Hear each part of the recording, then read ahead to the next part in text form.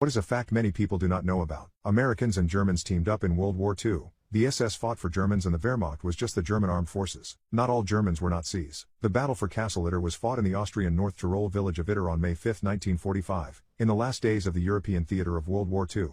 Basically, after Austria became a part of Germany in 1938, the castle was seized by the SS to be used as a prison camp. The prison was established to contain high-profile French prisoners valuable to the Reich. Besides the VIP prisoners, the castle held a number of Eastern European prisoners detached from Dachau, who were used for maintenance and other menial work. On May 3, 1945, Zvonimir Kukovic, an imprisoned Yugoslav communist resistance member from Croatia who worked as a handyman at the prison, left the castle on the pretense of performing an errand for the prison's commander Sebastian Wimmer. Kukovic carried with him a letter in English seeking Allied assistance he was to give to the first American he encountered. The town of Wergel lay 8 kilometers, 5 miles, down the mountains but was still occupied by German troops. Kukovic instead pressed on up the Inn River Valley towards Innsbruck at a distance of 64 km. Late that evening, he reached the outskirts of the city and encountered an advance party of the 409th Infantry Regiment of the American 103rd Infantry Division of the U.S. Vi Corps and informed them of the castle's prisoners. They were unable to authorize a rescue on their own but promised Kukovic an answer from their headquarters unit by morning of 4th of May. At dawn, a heavily armored rescue was mounted but was stopped by heavy shelling just past Jenbach around halfway to Itter, then recalled by superiors for encroaching into territory of the U.S. 36th Division to the east. Only 2 jeeps of auxiliary personnel continued. Upon Kukovic's failure to return, and the death at the prison of the former commander of Dachau Edward Vita under suspicious circumstances on 2nd of May, Wimmer feared for his own life and abandoned his post. The SS Totenkopf Verband guards departed the castle soon after, with the prisoners taking control of the castle and arming themselves with the weaponry that remained. Failing to learn of the result of Kukovic's effort, prison leaders accepted the offer of its Czech cook, Andreas Krobot, to bicycle to Wergel midday on 4th of May in hopes of reaching help there. Armed with a similar note, he succeeded in contacting Austrian resistance in that town, which had recently been abandoned by Wehrmacht forces but reoccupied by roaming Waffen-SS troops. He was taken to Major Joseph Gangel, commander of the remains of a unit of Wehrmacht soldiers who had defied an order to retreat and instead thrown in with the local resistance, being made its head. Gangel sought to maintain his unit's position in the town to protect local residents from SS reprisals. German loyalists would shoot at any window displaying either a white or Austrian flag, and would summarily execute males as possible deserters. Gangel's hopes were pinned on the Americans reaching Wergel promptly and surrendering to them. Instead, he would now have to approach them under a white flag to ask for their help. Around the same time, a reconnaissance unit of 4 Sherman tanks of the 23rd Tank Battalion, 12th Armored Division of the U.S. 21 Corps, under the command of Captain Lee, had reached Kufstein, Austria, 13 kilometers, 8 miles, to the north. There, in the town square, it idled while waiting for the 12th to be relieved by the 36th Infantry Division. Asked to provide relief by Gangel, Lee did not hesitate, volunteering to lead the rescue mission and immediately earning permission from his HQ. After a personal reconnaissance of the castle with Gangel in the Major's Kubelwagen, Lee left 2 of his tanks behind but requisitioned 5 more and supporting infantry from the recently arrived 142nd Infantry Regiment of the 36th. En route, Lee was forced to send the reinforcements back when a bridge proved too tenuous for the entire column to cross once, let alone twice.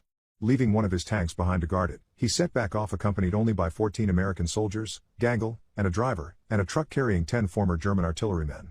6 km from the castle, they defeated a party of SS troops that had been attempting to set up a roadblock. In the meantime, the French prisoners had requested an SS officer, Kurt Siegfried Schrader, whom they had befriended in Itter during his convalescence from wounds, to take charge of their defense.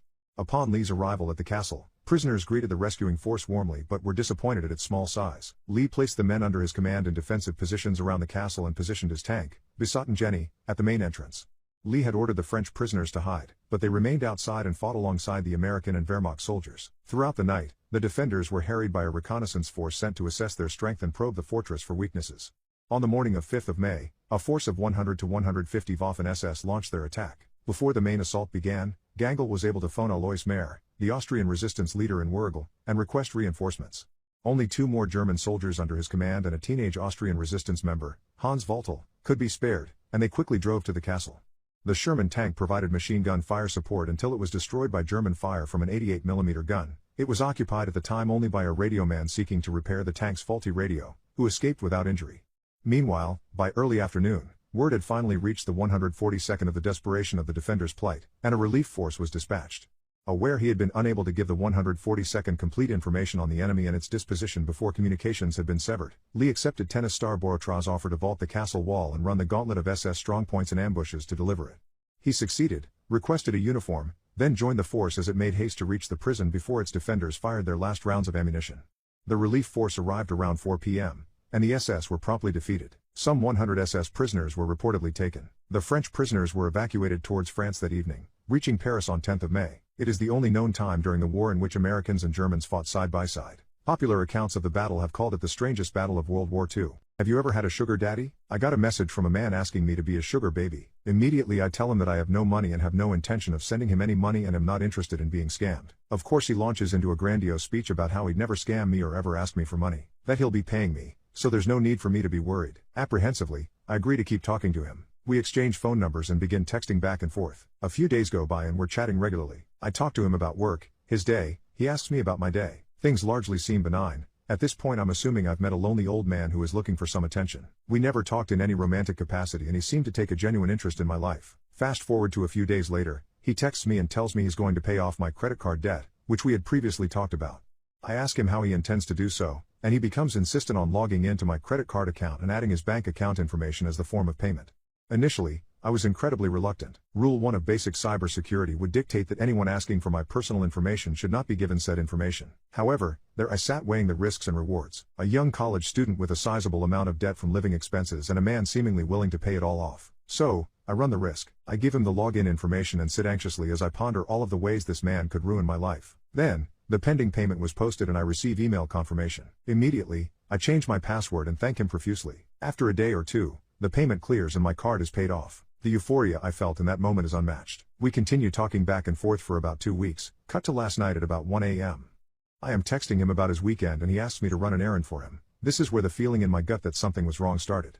Then he starts telling me that he needs gift cards for crypto trading, that I need to get the cards for him because I'm the only one he can trust.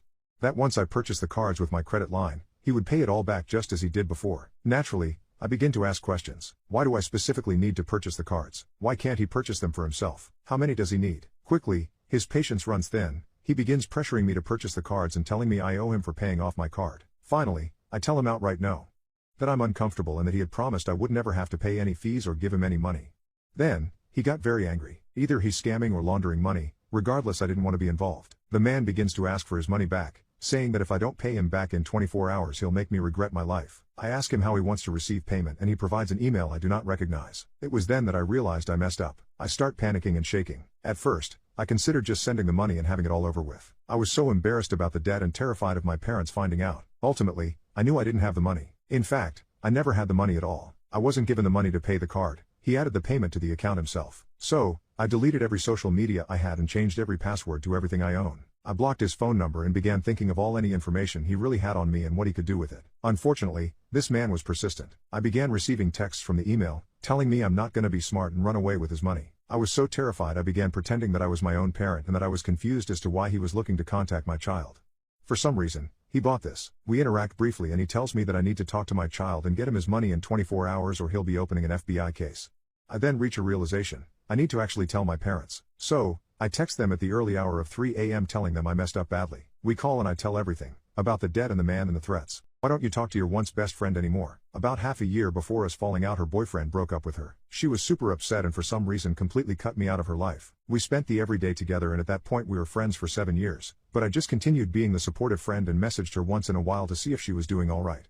She would ignore me. This went on for about 4 months. Out of the blue one day in September she messages me and asks to meet up for lunch. I'm ecstatic because I missed her and we meet up that afternoon. It was good and she told me she was seeing a therapist and we just let the elephant in the room sit in the corner. We didn't discuss her reasons for cutting me out. Then at the end of the conversation, she says that her and her ex got back together. My response was okay, is that really good for you? I honestly like the guy and still hang out with him once in a while now, but he was not a very good boyfriend to her. He manipulated her, laid hands on her multiple times, made her and her parents' relationships rocky at best, and then cheated on her with 3 different girls all at the same time. However, he claimed he was a changed man and she fell for it. Eventually around October he breaks up with her again, claiming he has found someone better. His place is a few blocks from mine so she comes over and is absolutely hysterical. I put her in mine and my boyfriend's bed and just hold her for a little and try to calm her down. It was about 11 p.m. and I had classes the next day, but my boyfriend at the time slept on the couch so that she and I could be alone.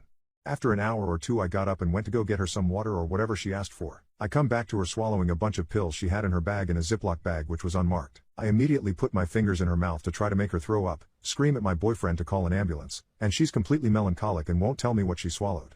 Ambulance came, she went to the hospital, they admitted her to a psych ward for monitoring, and when she was released she seemed broken. Would not eat, would not drink, smoked a lot, and for a few months she was like a puppy and followed me everywhere. I didn't mind and invited her to Thanksgiving, and even preemptively to Christmas with my family. At the end of November, another friend of mine passed away and I'm having a tough time. She refuses to lend an ear and let me cope, claiming her problems are much worse than mine. Fast forward another week, and I get dropped once again. No communication, nothing. It's radio silence from her as soon as I needed a friend to support me instead of everyone else supporting her. A few months later she messages me and says she needs to talk. I think, okay, one last failed ditch attempt. Go to Starbucks near my place, order drinks and sit down. Her first words to me are, "You're the worst friend I've ever had. You're a degenerate and a waste of space, and I hate you for not letting me pass like I wanted. Don't you see, I lost him, he was my everything." I let her yell at me for about 10 minutes, then I'd had enough at this point. I said, when things in your life are going right, when you have a boyfriend, a husband, a family, you'll remember me and how bad of a friend I was for caring about you and loving you. She responded with, "You're just dumb." I dumped my drink on her, iced tea lemonade, which is by far the most dramatic, rude, and actual mean thing I've ever done, and I walked out, blocked her, and have not spoke to her ever since.